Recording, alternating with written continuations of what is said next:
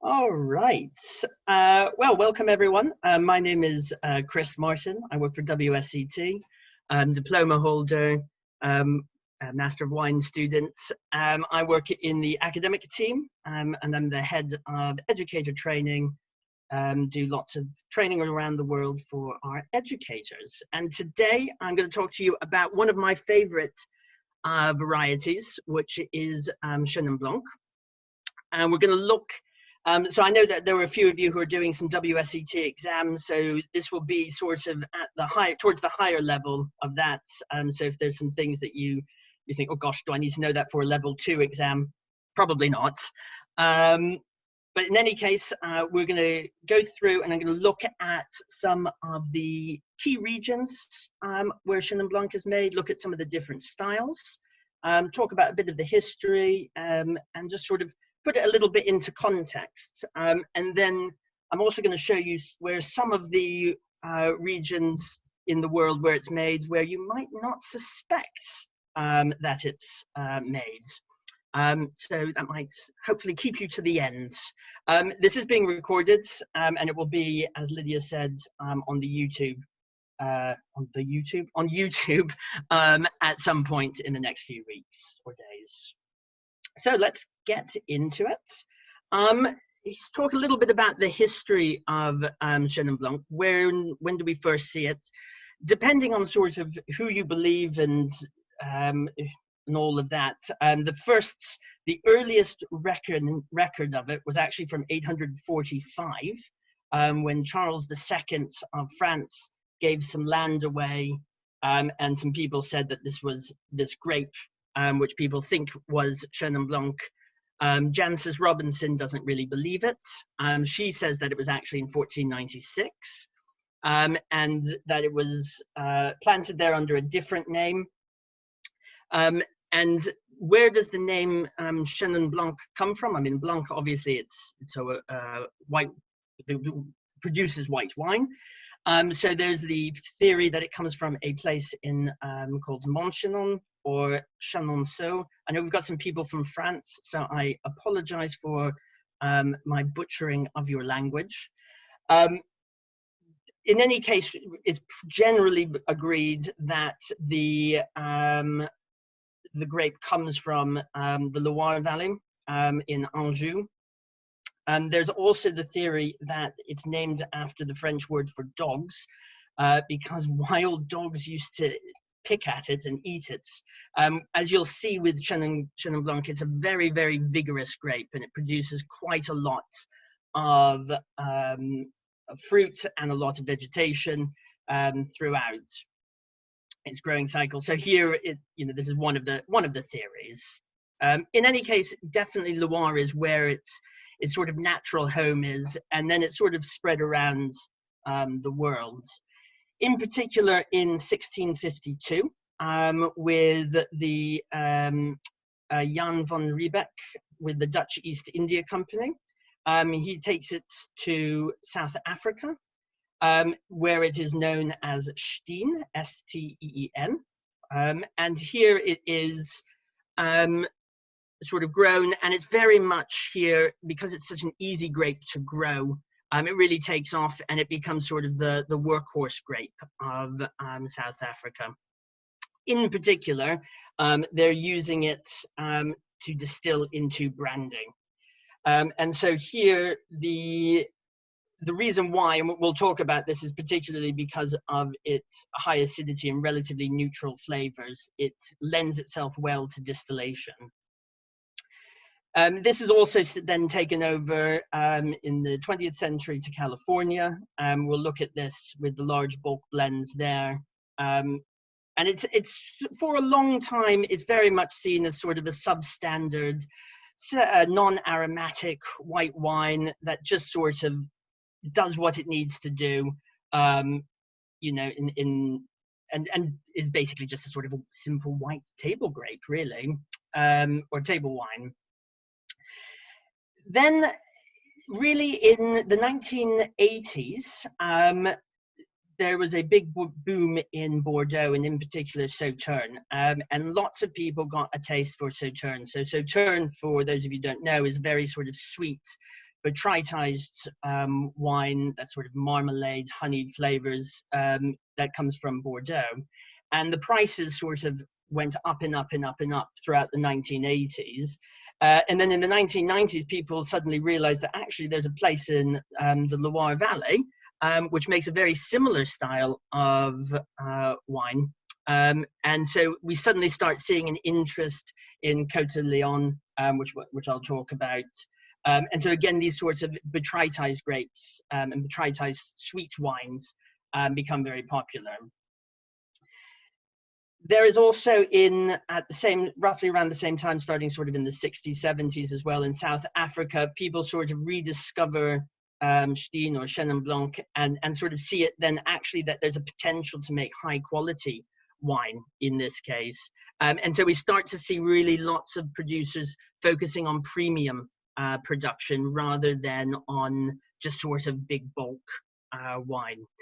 It's very much today, sadly, sort of sits in the shadow of Chardonnay, and hopefully by the end of this, you might want to go out and try a bottle to see how delicious it can be. So that's very much just a very brief history of Chenin Blanc.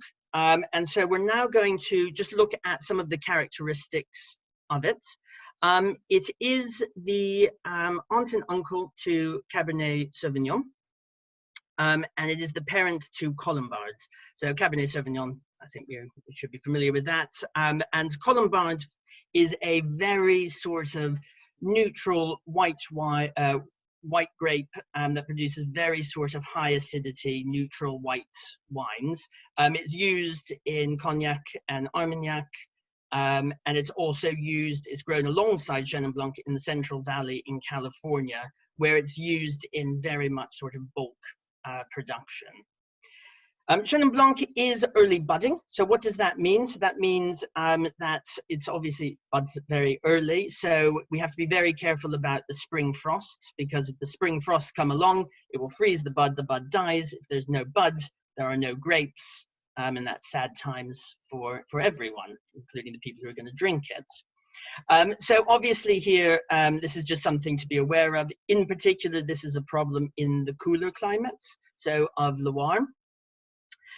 It's also mid to late ripening.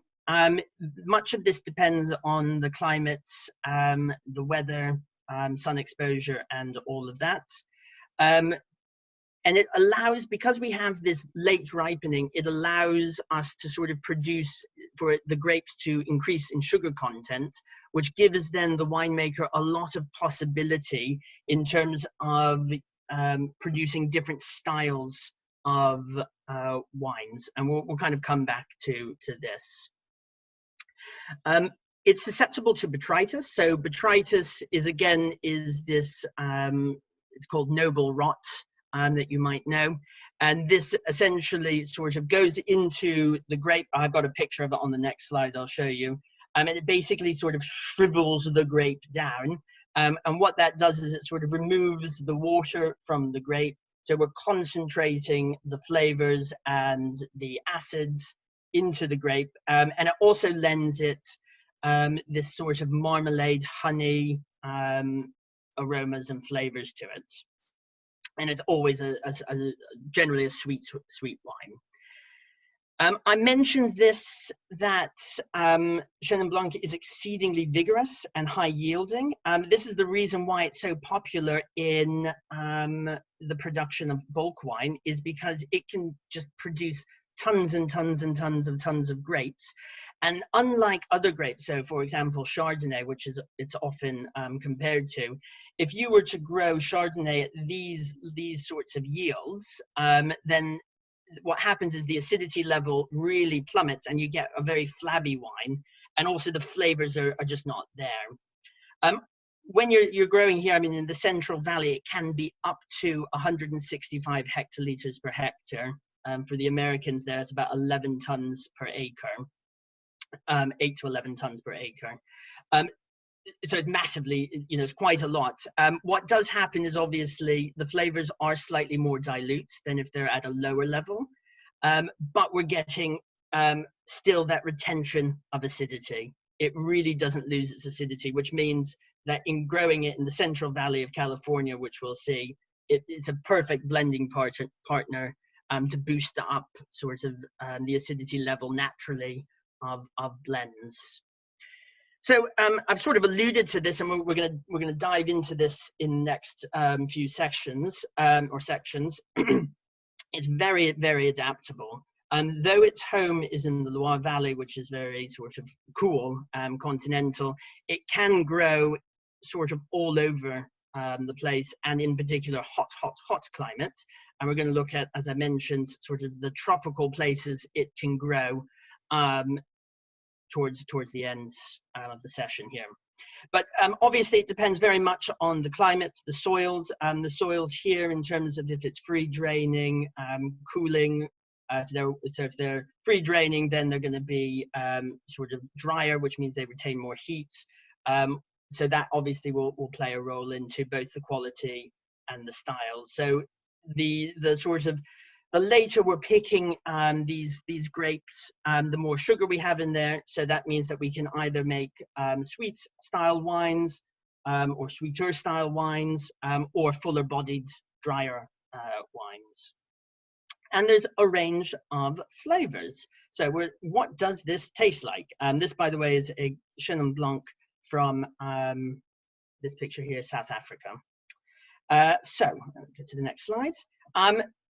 Really, again, it depends on when we're picking it. So if we're going to be picking it with relatively low level of potential alcohol, the flavors are generally going to be what we would expect from a sort of neutral white wine. So green fruit, apple, pear, lemon. The longer it can ripen, and remember it's a late ripening one, so it can ripen later and later. Really the depending factor on how late it can ripe is it going to rain, or is there going to be some climactic event which will prevent us, which would destroy the grapes or damage them in some way, so that we want to pick before that. So here then we get sort of into the stone fruits with pears, with peaches and nectarines, pineapple, and then even up to mango and so on. You can see here this lovely, delightful picture. For those of you who have never seen a picture of botrytized berries, you might think, oh my God, that looks absolutely ghastly. But there's quite ugly berries produce some delicious sweet wine. So Chenin Blanc is actually a relatively thick-skinned grape variety, but the reason why it's susceptible to botrytis, right, is because it's quite a tight bunch. So it's got small berries, very tightly compacted. So it just takes one small puncture from the fungus, and then it can spread quite quickly. It tends to ripen very unevenly. So there are some grape varieties, the bunch of which ripens evenly, so that all the berries on the bunch are the same level of sugar and acidity, but Chenin Blanc is not one of those, similar to Primitivo or Zinfandel in that regard. So if we're harvesting them, if we just sort of take the whole bunch, we can have, like in this particular bunch here, we can see that there is some, I'm pointing to the screen, but none of you can see me pointing. So we can see here the botrytized sort of grapes here, the sort of very ripe ones here, the ones that are, this one is not yet affected, but we can see sort of starting to shrivel. So we get a variety of different flavors across even one bunch. And so obviously harvest is important in that, and I'll talk a little bit more about that in a moment. Yield control is really important. So Chenin Blanc is not as high yielding as Sauvignon Blanc is, but it's more fruitful and vigorous than Chardonnay. And so we really have to control the yield. So if we're growing it on fertile soil, like in the Central Valley or in certain plains of Paarl in South Africa, we're going to get a lot of vigor, and we need to make sure that we're managing that so that we prevent rot, that we prevent sort of all of those sorts of things that could potentially happen. Old vines are important in both Loire and South Africa. I mean, these are two sort of premium regions where they're being produced. Old vines, similarly with old vine of any sort of grape, have a larger sort of set of permanent woods in their entire sort of structure. So more energy is required to sort of sustain their roots and trunks and canes and spurs and however it's been trained. And so that means that the grapes and the bunches can be very, very concentrated in that case. So I mentioned training here. Training, it really depends on the region, the area, the desired outcome of the wine. It is most often a bilateral cordon. It can be spur trained. We'll see that in certain places in the tropics, they use the pergola system for a different reason, and I'll show you some of that. Yeah, so let's move on then just to look at some of the winemaking options here. I mentioned harvest. One of the things that really, it was sort of, according to Oz Clarke, it was sort of 1985 is when the Loire Valley sort of went, oh, if we actually just sort of do a bit of selection and choose the right sort of berries, we might be able to make, you know, some really interesting wines here and have a bit more choice. And so in the Loire, it is not uncommon for there to be 3, 4, 5, or even up to 6 passes in the vineyards where the winemaker or the wine grower is testing the berries and sort of really almost berry selected harvests. Obviously, it depends on what they're trying to produce as a result of that. That being said, you know, for the big bulk wines, that is not what they're going for. They're not going for the sweetest, you know, highest potential alcohol grapes. What they're going for is quantity. So here, mechanical harvesting is often used. They use trunk shakers, so they basically drive through, shake the entire thing, and then the berries fall down, and then they collect that. So that's also an option. And as I mentioned, in some parts of the tropics, the pergola system is used, and that's mainly because it provides covering from the sun and the heat. So once they bring in the grapes, it's just like any other normal white wine making here. They'll get the juice off the skin as quickly as possible. Sometimes you can have a little bit of skin contact. So what that means is that there will be a sort of, they will crush the grapes, allow then the grapes and the juice, the skin and the juice to sort of sit there, and that extracts some extra flavors. It also can extract some phenolics. So those are sort of like the tannins of white wine. So it gives it a bit of structure. But that's again, it's something that's a bit more sort of experimental in certain cases here. Fermentation temperatures, it really depends on what the desired outcome is. In the Loire, they tend to go sort of 16 to 20, which is slightly warmer than what you might expect for some white wines. The reason why is they don't want to have a sort of buildup of some of the. This is unique. Again, this is a choice for some producers, but they would rather keep sort of the fresh fruit flavors rather than have sort of some of these banana, pear drop, isoamyl acetate sort of aromas. Fermentation vessels, inert old oak. You'll see in South Africa that they might be using some oak to infuse some flavors to it, a little bit of oxygen into it as well to help the fermentation along. But again, there's a whole sort of myriad of options. Malolactic conversion. So malolactic conversion is the process of converting malic acid to lactic acid, is not often encouraged. Again, it much depends on the style of the wine. In my conversations with even premium South African producers, they try to avoid it. In some cases, it's quite easy because the pH level. So I'm drinking a nice Sauvignon 2009. The pH of these wines tend to be below 3. So I think this, I couldn't find the pH of this particular wine I'm drinking, but you know, it could be around 2.8, 2.9, which sort of prevents malolactic from happening. But that does, in some cases with the Loire, you know, if it's a particularly harsh year and they want to make a still wine out of it, then they might decide just to do a little bit of malic just to soften it. Lees stirring is quite common. So once the wine has been fermented, you've got the lees. That's the purpose of that is obviously preservation of fresh fruit. It adds a bit of body and texture to the wine, and this is relatively common in some of the more premium producers across the world, really.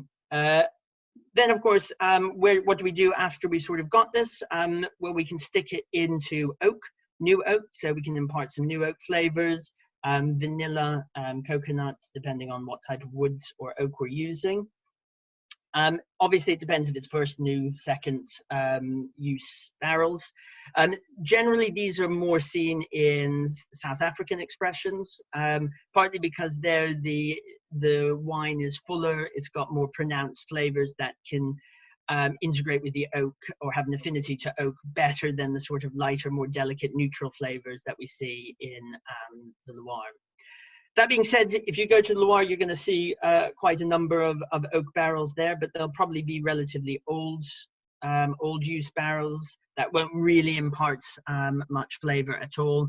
Sauvignon uses, for example, chestnut or acacia barrels in both sort of their fermentation and their aging. This picture here is a barrel press from the Trafford's in Stellenbosch. So it's a very sort of, it was one of his very first ones, if you're familiar with the Traffords. So it's just sort of open to the elements, you know. I can't remember exactly the size of it, but yeah, it was a lot of work, I should imagine, back then. So these are sort of the many different things. Obviously with oak, you know, in some of the cheaper expressions that we might see from Oliphant's River or certain areas of the Western Cape or even Central Valley in California, they may use oak alternatives, so oak chips or oak staves, which give it that sort of appearance of oak, but slightly less well integrated oak flavors. Excellent. So just now thinking about the different styles of Chenin, as I say, it can be dry to medium, it can be oaked, it can be unoaked. Much depends on sort of when they're picking it, what is the potential alcohol, how much sugar is in the grapes, what do they want to do with that style. And when we look about the Loire, it's one of both the advantages and disadvantages to some of this, because you might go, well, is this wine going to be sweet or is it going to be dry? And sometimes you just need to know the producer. It also has an affinity to sparkling wine, which shouldn't be a surprise, really. It's relatively neutral.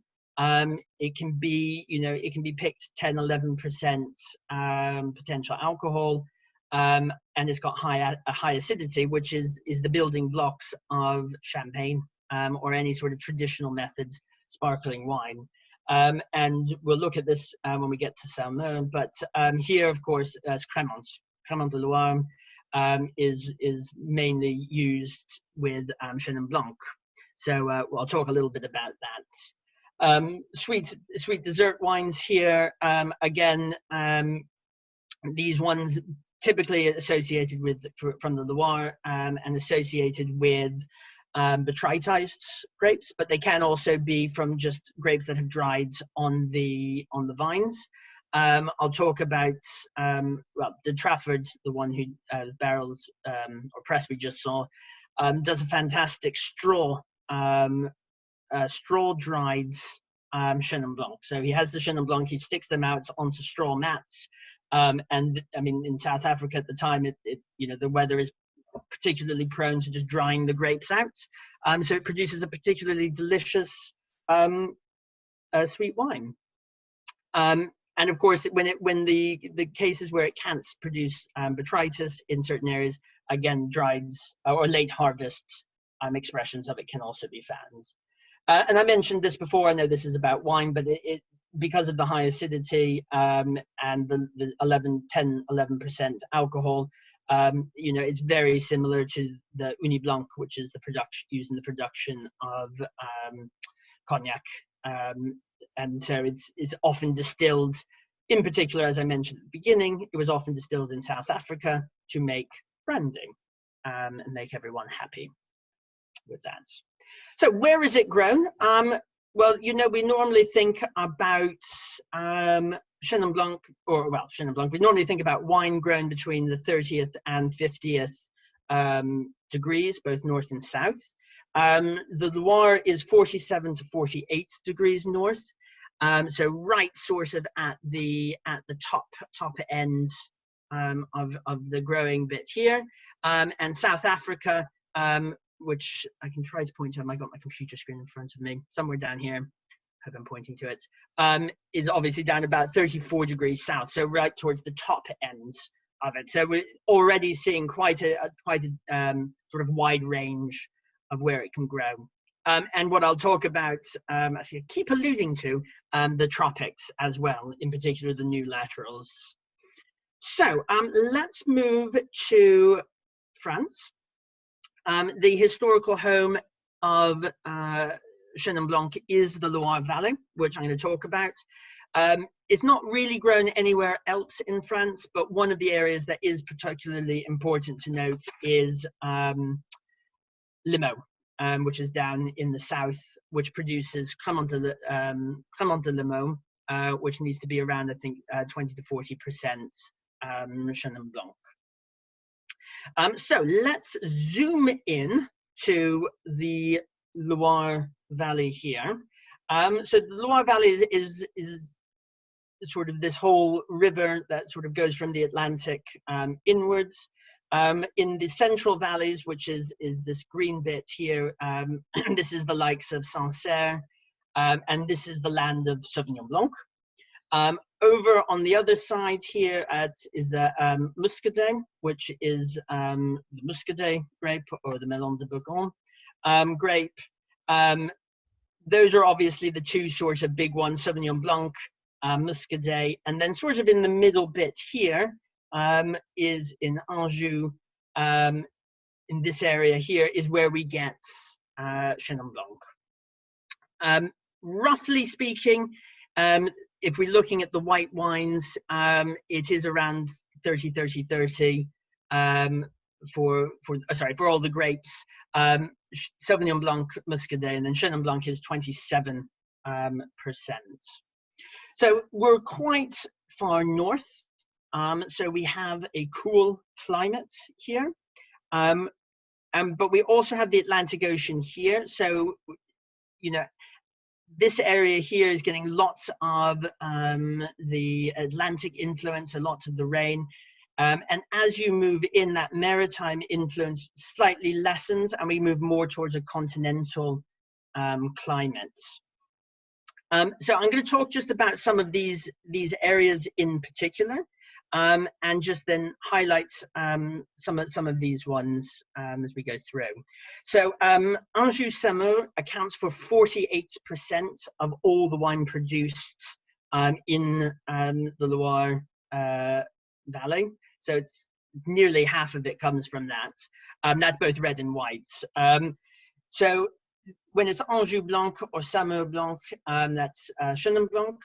And the one here that is particularly obviously I mentioned it, is the Cremant de Loire, which is a you know, Chenin Blanc and traditional methods sparkling wine. So traditional method sparkling wine is the method is the exact same methods used in champagne.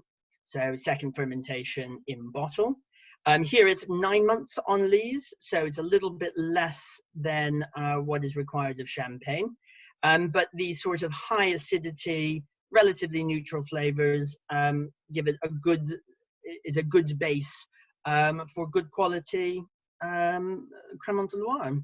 And you see some of the big champagne houses are also some of the big producers of Cremant, Taittinger and Bollinger in particular. So we'll start up here in Savennières, which is what I'm drinking now, which is lovely. So this is on the northern slope here, so it's facing south. And basically, you know, you've got the river here, but it's a relatively dry area, and you've got quite a bit of sun exposure. So the grapes here can get to relatively high levels of potential alcohol and sugar without much. I mean, there's always the danger of rot and all that, but because again of these winds that coming through, it sort of pushes the rot away, or keeps it in a nice sort of area for it to grow healthily. It also allows for some sort of organic or biodynamic. So Nicolas Joly famously does quite a bit of biodynamic farming here. These wines tend to be dry. And they tend to be very, very high in acidity. And if you drink a Savennières that is too young, and you don't know what acidity in wine tastes like, you will quickly learn because it will just strip the enamel off of your teeth. I think here, this is when I was doing some research about this, you know, pH levels here can be about 2.8. I mean, it's just, I mean, obviously there's more to acidity than just that, but quite a lot of acidity in the grapes. They produce relatively sort of rounded, full-bodied white wines, dry, high acidity, and you get some of these lovely sort of honeyed beeswax. Lanolin is this sort of fancy-dancy word, sort of wet wool flavors. As we go down here into the Léon, which is one of the rivers that comes off the river here, the Loire, then we see the Côte de Léon. And this area here, again, what happens is during the autumn, the temperature heats up. This river, which is very similar to what happens, is basically the humidity comes up to it, covers the vines in sort of this fog, which allows the growth of botrytis, or noble rots, and it basically comes along and it sort of scratches at the grape variety, or the grape rather, and then during the day, the sort of the sun comes out, the fungus disappears, and then you've kind of got these little holes now in the grape, so the grape starts to shrivel, and then the next day it comes back, it scratches, and then, I mean, you can kind of think of it in that way, as for botrytis. So it's generally producing botrytis every year, not necessarily every year, depending on the weather, of course. And so obviously here we're going to get some of those really nice sweet wines. And this is where I also talk about the Côte de Chaume, which is one of the more sort of even sort of the high quality areas. And these ones really, you know, because of the high acidity, because of the sugar levels, they will age for years. I did this smaller presentation like this, and I had a wine from Côte de Léon and gave it to people and asked them to guess how old it was. And I think some people say it was 5 years old, some people say it was 10 years old, and it was, I think it was 18 years old. So it can be very, very, very fresh on the palate. And then over here, then we have Vouvray, which is that's one of the more famous regions. Here, depending on the year, it can produce a variety of styles, from dry to off-dry to medium dry. The difficulty here with Vouvray is knowing if it is sweet or not, unless it says sec, so SEC means that it is dry, and demi-sec means it's got some sugar. Across the river, you have Mont-Louis-sur-Loire, and that's just generally a little bit of a lighter bodied Vouvray. That region is seeing a lot of growth, a lot of sort of dynamic winemakers coming in, and you're seeing a lot of them trying again that organic, biodynamic sort of wines. Then we have, so as I say, Cremant, and then yeah, I mean, lots of this wine goes to Paris. I think we had some people in Paris, and that's the people who drink it, the locals. Paris, 21% of it is exported, so it's a really small percentage, unfortunately. So from the Loire, we will travel far south to South Africa, and here we are on the Western Cape. So South Africa is roughly, in terms of the area of Chenin Blanc that's planted, is roughly 2 times the amount of Chenin Blanc that's planted here than there is in France. For those of you who like numbers, it's about 9,000 hectares of Chenin Blanc in the Loire, and it's 18,000. I can do math, 9 times 2. 18,000 roughly in South Africa. And those numbers are slightly coming down in South Africa for a variety of reasons. Chenin Blanc accounts for 18.6% of all plantings. That's from 2019, so from last year, and 33% of white wine. So it very much is the sort of white wine of South Africa. As I say, it was very much originally the workhorse of this region. Very much made for the brandy industry, but also made for just, here is some white wine, what you can drink. So what are some of the natural factors that we're looking at here?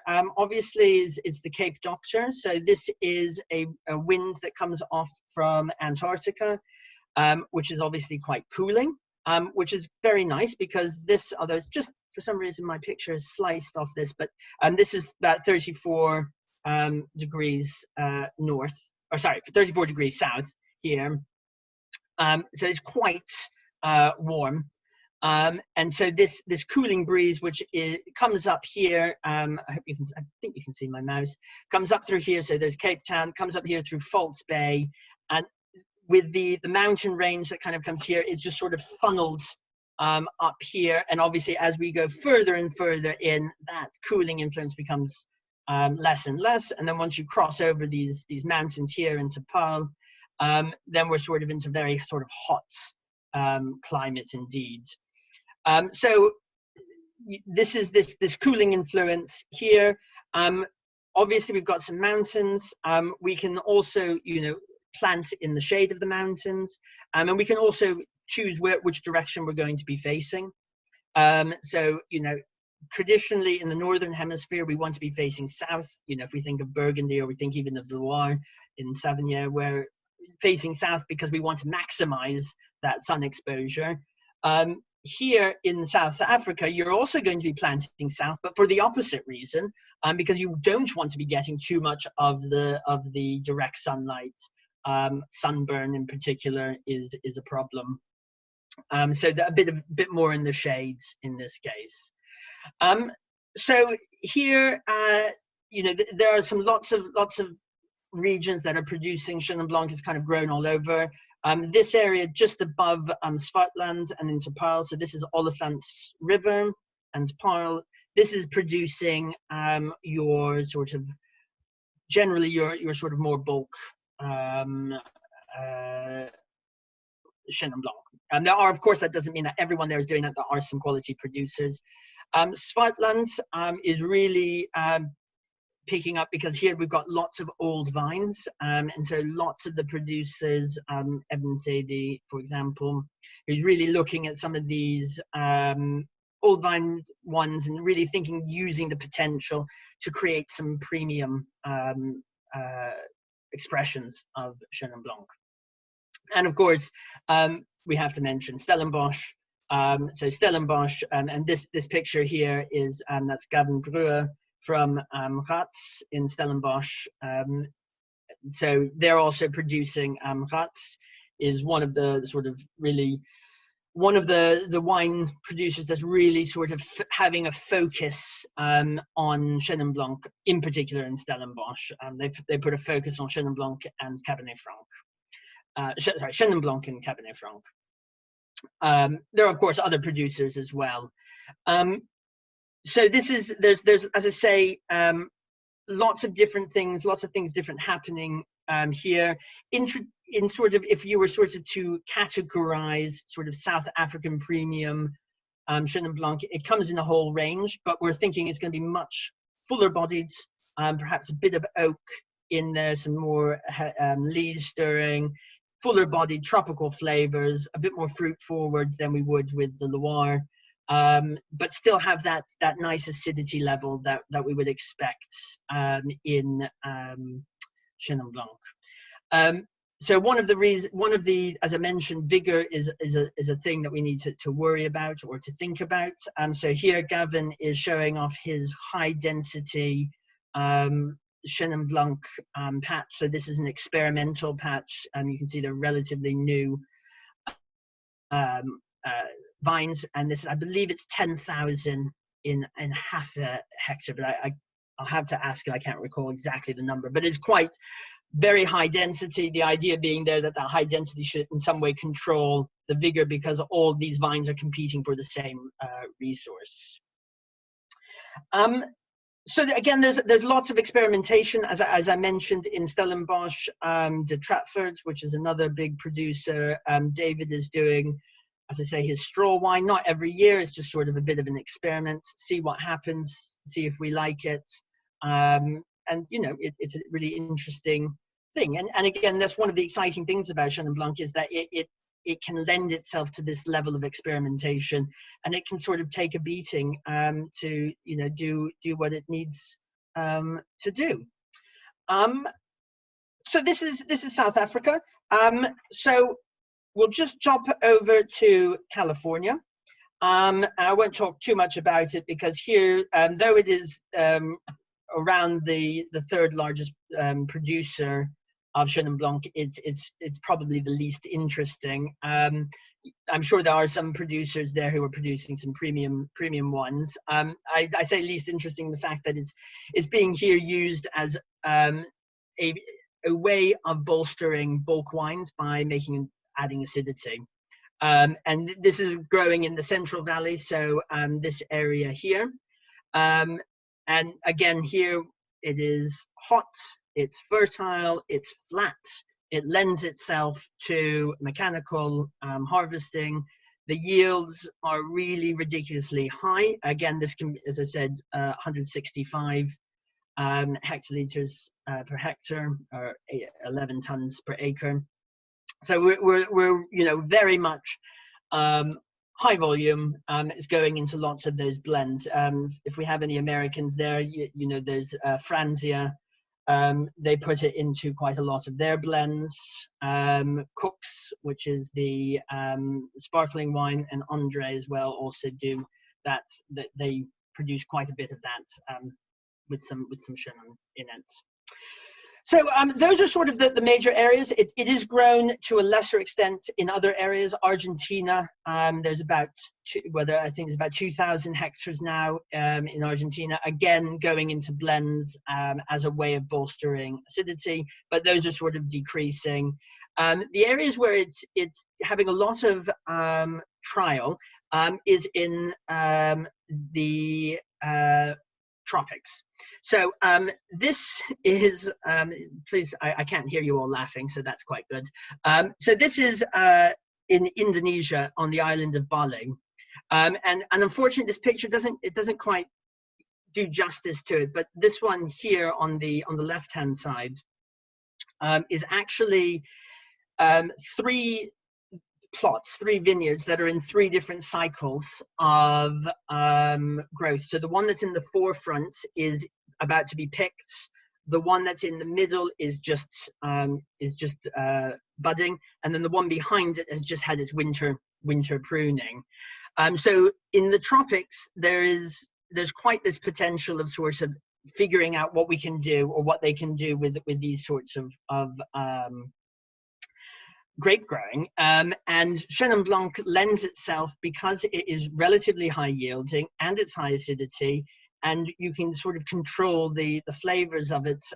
It's fairly hardy. I mentioned that with winds here. So this one is I think it's about 30-40 meters from the sea. So it's very close to the sea. So you're getting lots of those sea winds, which the Chenin Blanc just takes that sort of that beating with perfectly fine, and can survive it.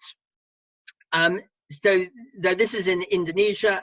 That's me with God, it's so embarrassing. With James Koleski, who is the winemaker at Hatton, Jeremy, who is the vineyards, and Tom, who is the vineyards manager. So Jeremy's the winemaker, sorry. So there's some really exciting stuff there. I'll talk about it when I kind of put Chenin Blanc in context. But if you've traveled around Southeast Asia or to those tropical places trying to get wine, it can often be quite difficult. And so this is one solution of producing local wine and really trying it. Thailand is another place. Grand Monte is a producer in the Asoke Valley, and they produce a number of Chenin Blanc. So Chenin Blanc for them is really vital, and it has a lot. They do quite an interesting thing to it. They stick it, for those of you who know Georgian wine, they stick it into kvevi, which is this big sort of amphora type thing, skin contact. I haven't tried Nikki's latest one, but it is called Elements. But their Chenin Blanc is really good, and again, it's for the local market, in particular for the tourist market. And the other producers are in India, and Sula Vineyards in particular produce some Chenin Blanc, and they use that as well in the base for their sparkling wine. So you see here that the Chenin Blanc, though we think of it as Loire and we think of it as South Africa, there is this potential in what are called the new laterals, those sorts of tropical and subtropical places where wine is sort of, they're experimenting, and it's really quite interesting. So I'm conscious of the time, so I'm just going to briefly just sort of put it into a little bit of context globally, and then Lydia, I have not been following the chat because it was just too distracting for me. So I trust that you're doing that. Then Lydia can ask me some of your questions. So there's obviously a variety of styles which make it really good. I think the positives of that is, of course, you can have everything that you would like. The negatives is if you buy a bottle of Chenin Blanc, you don't necessarily know either the quality level or the style of wine that it's going to be. So it's really important, unlike with Chardonnay, if you get Chardonnay from Loire Valley, you kind of broadly know what that's going to be. If you get Chardonnay from Sonoma, you broadly know what that's going to be. But here, if you get a Chenin Blanc from, even from Stellenbosch, unless you know the producer, you still need to kind of know, and that can be a challenge for consumers. As I mentioned, experimentation, Chenin Blanc, you can batter it and manipulate it and do all these things to it, and it just sort of keeps on trucking. So it's really good. Make Chenin Blanc great again. I don't know where I got that particular idea from, but that was a call by some Soms, because it is quite a food-friendly wine, and the high acidity, the fruit forwardness on certain styles.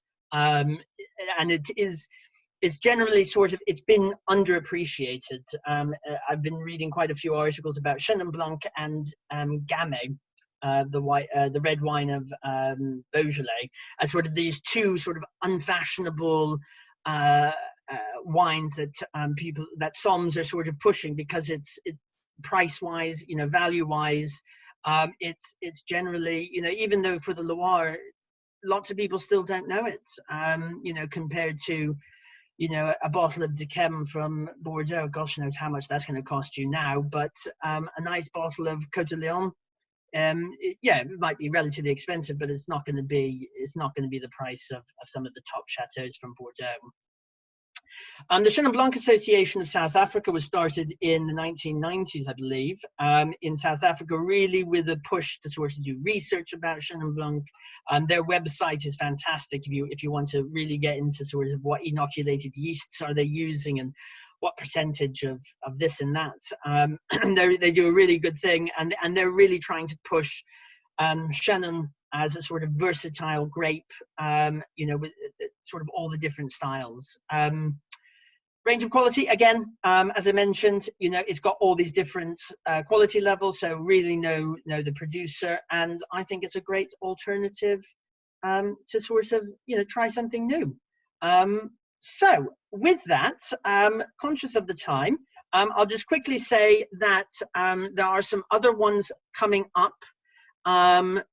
If you haven't signed up or you would like to sign up from some other ones. So I'll leave that here. Lydia, if you're there, if you want to ask me any of the questions that our lovely people have. Hello, Chris. Thank you. That was excellent. There was just a few that came through. So rewinding back towards the beginning, someone asked what are the best yields? Would 165 hectolitres a hectare give a good wine? So sorry, say that once more. Going back to the beginning when you talked about the yields and that Chenin is particularly high yielding, and someone asked what are the best yields, and would really high yields of 165 hectolitres a hectare give a good wine?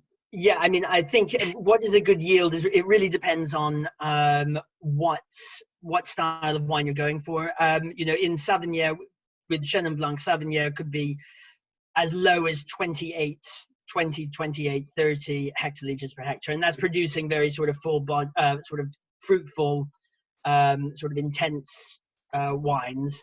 The 165, I mean, that's really on the high end, and my instinct is that is going to basically be a purpose of creating sort of low alcohol acidity, which they can stick into a box wine.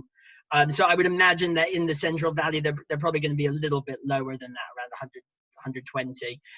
But it is a high yielding grape, and even at those high yields, it still has some flavor to it. Brilliant, thank you. Someone else asked about the tropics, actually, was when you got a lot of questions coming through. People are very fascinated. It's a fascinating thing. Apologies if you answered it while I was making a note, but they said, can you get more than one crop a year? And does it not rain too much? That's a good thing. So the picture that I showed previously here of Hatton, yes, you can get up to three vintages in the tropics, because there is no dormancy period. So normally there needs to be a dormancy period. So this obviously stresses the vine dramatically. They do, I think Hatton, I can't remember exactly how many weeks they basically give the vine off, and what they do is they just constantly are pruning it, so it sort of forces the vine to go into a dormancy period, and then they just restart it again. So these vines generally, where the normal vine could be 40, 50, 100 years old, these vines will last about 10 years old and then it just dies.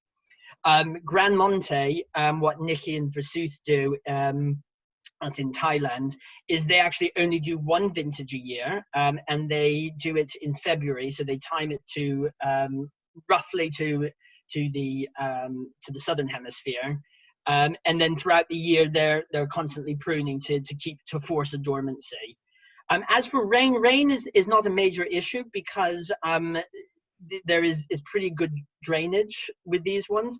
You'll see that these are massive pergolas. I mean, I'm not that particularly tall, but James is quite tall in this picture, and we're standing sort of underneath these vines, and so rain is not so much of an issue. You see the nets, birds are an issue, And actually the major issue is actually it's often too cloudy, and because it's cloudy, it means there's not enough sun, and because there's not enough sun, it actually lots of the grapes struggle to achieve ripeness, which is slightly odd. You would think, oh, it's going to be super ripe, it's going to have super amounts of sugar, but it's not just heat, it also needs sunlight. So it's not so much the rain, it's actually the clouds cover that produce the grapes that sort of they need a bit longer to ripen. And so that's why they actually produce what we're drinking there as a grape called Alexandria, which is they use to make a sparkling wine with. Brilliant, thank you. Yeah, I can imagine that actually, despite the fact you think it's warm, it kind of slows down the photosynthesis. And I love that picture of you, I think. I think that's good. God, it's embarrassing. I don't know why I did that to myself. One of the other images, I don't think you mentioned where it was, the one with the California with the big concrete vats. Where is that, please? That is in Central Valley, but I cannot recall the producers of that. That's not one of my pictures. I believe it's David Ways, one of our colleagues. Okay. Yeah, but just to sort of show the large scale. But it's my apology, I didn't speak to that. But that's fine. That's the sort of those are all big sort of storage of units of wine. Yeah, and they are huge. I mean, these big brands. I mean, I've in California you do see some vast scales. Yes. Just a couple more, and I think it's probably time. Someone says, Chris didn't say much about the oak presence, but since the use of oak is a main way top South African producers are differentiating their reserve quality wines, I'm wondering if Chris sees that as a possibility for other areas. I think, I mean, I think the issue is really that people are not spending the time to really invest in Chenin Blanc as a premium grape. So it's really in those areas, people are going to, I mean, oak is expensive. So if you're going to put your wine into oak, you're going to have to commit to really supporting Chenin as that. I think, in the Loire, there are some people experimenting with oak, but it just doesn't have the intensity of flavor to have an affinity to it. So the ones in South Africa, because of that climate, it does. That's not to say perhaps that, that there are producers in California or in Mendoza in Argentina. Uruguay is also doing some stuff. They might very well wish to put some oak on it. I think it's just about, how much are you going to pay for an oak Chardonnay an oak Chenin from, Thailand or Uruguay? Probably not as much as it's going to cost to make it. I think that would be the main issue. Fair point there. Thank you. I think that's all we have time for, and pretty much answered most of the questions. So thanks to everyone for asking those questions, and thank you to you, Chris, for a fabulous Chenin update. Thank you very much, and yes, enjoy. Now I can finally enjoy the wine. Tell us quickly about the Sauvignon. So this is a 2009 Sauvignon Chateau. It's in my fridge because I didn't want it to overheat. Chateau de Varennes. So it's it's just very, very nice. Really, the idea here is that 2009, so it's 11 years old. So we're getting quite a lot of those sort of honey beeswaxy notes to it. And also, I mean, one of the lovely things I love about Chenin is the type of acidity that you get. It sort of just builds throughout and really sort of carries all those flavors. And you get this slight sort of almost nuttiness just on the ends. And it's again, this sort of beeswax sort of texture to it. So it's quite nicely textured. But I don't know exactly how long it's spent on lees or anything like that. So. Now I'm jealous. I don't have a glass of Chenin Blanc, but you enjoy that. You've more than earned it. Thank you so much for your presentation. And thank you everybody for joining. Thank you very much.